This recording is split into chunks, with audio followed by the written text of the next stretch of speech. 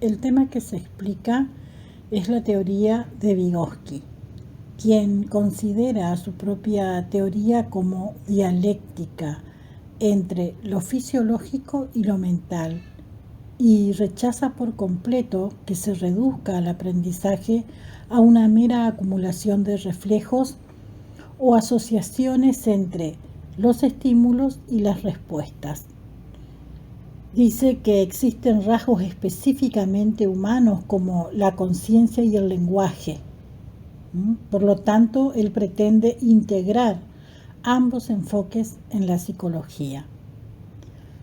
Para llevar a cabo este proyecto de reconciliación presenta la idea de una psicología basada en la actividad, y desde esta idea dice que el sujeto no se limita a responder estímulos, sino que actúa sobre ellos transformándolos. Y esto sucede gracias a la mediación de instrumentos que se interponen entre el estímulo y la respuesta. Y en esta cadena entre el estímulo y la respuesta pone un ciclo de actividad. De esta forma, los instrumentos mediadores con el sujeto, quien modifica el estímulo y actúa sobre él. La actividad, entonces, es un proceso de transformación por medio de los instrumentos mediadores. En el ciclo de actividad distingue dos tipos de mediadores: las herramientas que actúan directamente sobre los estímulos modificándolos, y es el tipo más simple porque actúa materialmente sobre el estímulo, y los signos, quienes modifican al propio sujeto y a través de éste a los estímulos. Son los instrumentos que median nuestras acciones. Es usado más frecuentemente con el lenguaje hablado, pero existen múltiples sistemas simbólicos que nos permiten actuar sobre la realidad. Por ejemplo, el sistema de medición, la cronología, la aritmética, la lectoescritura, entre otros.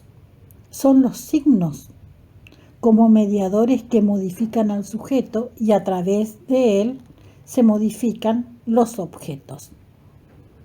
Los sistemas de signos, entonces, recurren a unidades de significado realmente simbólicos y están constituidos por conceptos y estructuras de conceptos. Ahora bien, ¿cómo se adquieren los mediadores simbólicos o significados? Los instrumentos mediadores proporcionan la cultura y el medio social, pero para adquirirlos es necesario interiorizarlos, que implica una serie de transformaciones o procesos psicológicos. Los significados provienen del medio social externo, se elaboran en interacción con el ambiente y las personas que median en interacción del niño con los objetos. De ahí que la ley de adquisición de conocimiento comienza siendo siempre objeto de intercambio social, es decir, comienza siendo interpersonal para luego hacerse intrapersonal, porque considera que todo conocimiento se adquiere dos veces.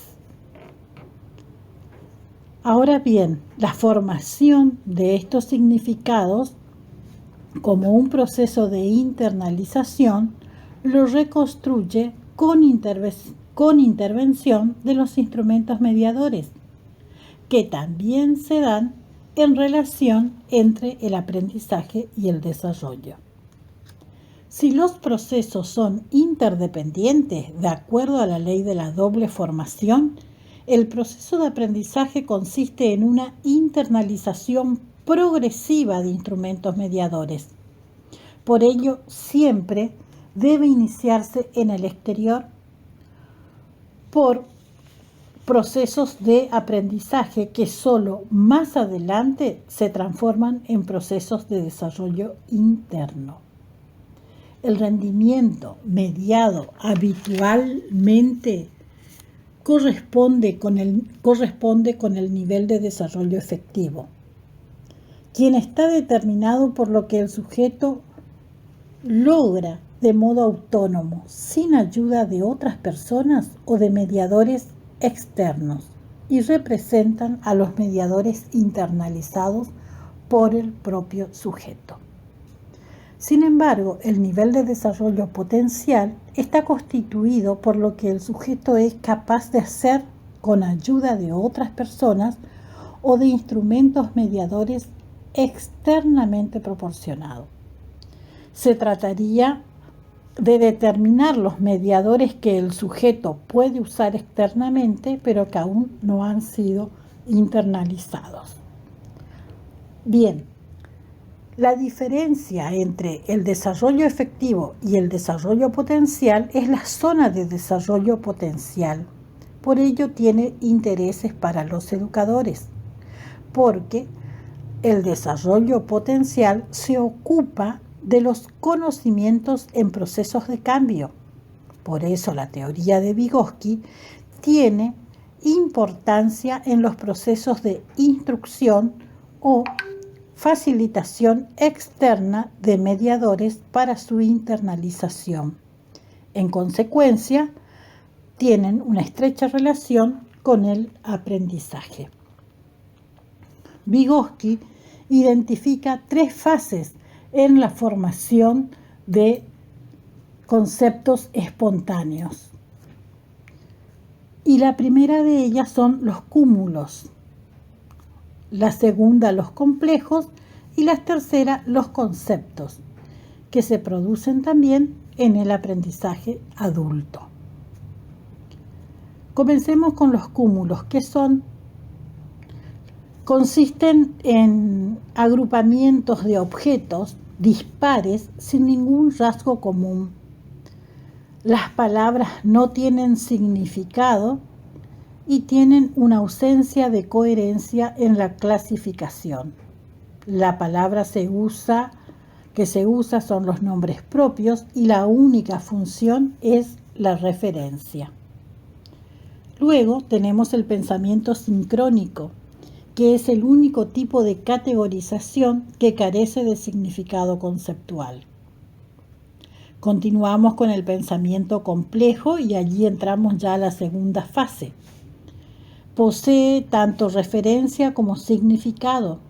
Son objetos basados con rasgos perceptivos comunes y mediados, pero los objetos no son estables y pueden variar permanentemente. Continuamos con los complejos cadena, que es la manifestación más importante de este tipo de pensamiento para el aprendizaje de conceptos, y ellos son los pseudoconceptos.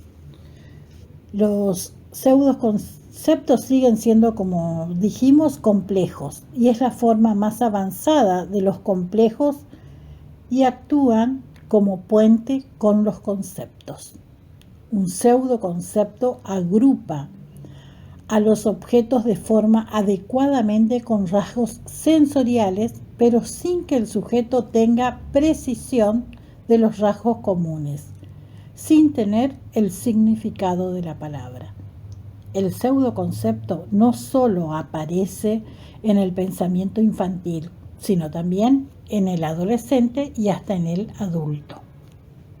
Por ejemplo, cuando no podemos explicar el significado de una palabra. Continúa Vygotsky explicando que la diferencia entre el concepto cotidiano y el concepto científico son los procesos de aprendizaje, es decir, cómo se adquieren cada uno de ellos. Tanto los conceptos espontáneos y los conceptos científicos tendrán el mismo referente, pero diferentes significados. Los conceptos científicos son considerados los verdaderos conceptos adquiridos a través de la instrucción. Se pueden adquirir teniendo en cuenta 3 rasgos específicos. El primero de ellos es que forma parte de un sistema. El segundo se adquieren a través de una toma de conciencia de la propia actividad mental. Y el tercero implica una relación especial con el objeto, es decir, internalizar la esencia del concepto.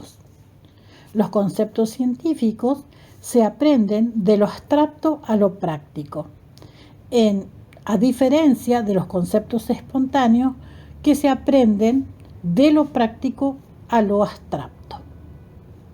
En los conceptos espontáneos, la actividad consciente del sujeto está dirigida entonces a los propios objetos. Estas vías opuestas son posibles porque no se hallan aislados, sino que forman parte de una pirámide, donde los conceptos científicos solo adquieren significado en relación con otros conceptos y dentro de esa pirámide. Por ejemplo, vamos a ver el ejemplo del café. Un concepto supraordenado implica la existencia de un concepto subordinado y presupone también una jerarquización de conceptos de niveles de generalización. Los conceptos científicos adquiridos en la instrucción son la vía a través de la cual se introduce en la mente la conciencia reflexiva y posteriormente se transfiere a los conceptos espontáneos.